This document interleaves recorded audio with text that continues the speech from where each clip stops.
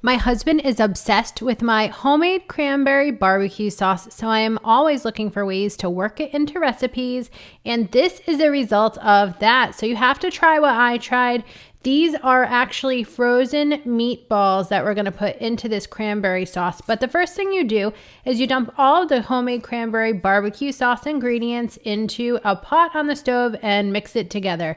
So there's cranberries, either fresh or frozen, some honey, brown sugar, ketchup, red wine vinegar, lemon juice, garlic salt, powdered onion, black pepper, and Worcestershire sauce. Okay, so that only cooks for about 10 minutes until it reaches a light boil. This is over medium heat, but then you need to turn down the heat to medium low and simmer the cranberry sauce for a little while until it gets thick, like thick enough to coat the back of a spoon. It'll be ready in about 15 minutes. And then it's time to add the frozen meatballs and raise the heat to medium.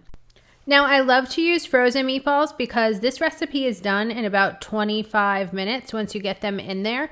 But you could always use meatballs that you've baked in the oven as well. So you just want to stir them around for, like I said, about 20 to 25 minutes. And then you can remove the cranberry meatballs from the heat off of the stove.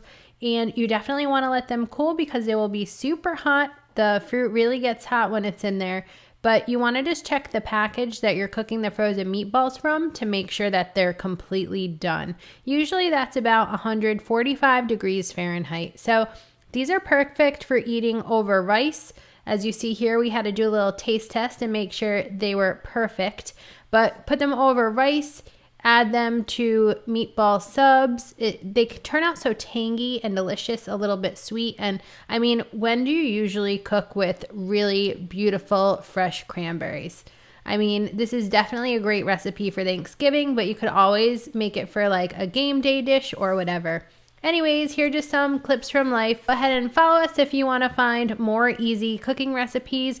We do a lot of barbecue, but we do easy recipes in the kitchen, family meals, and sometimes we go out and get inspired from restaurants too. Till next time, have a delicious day. Cheers!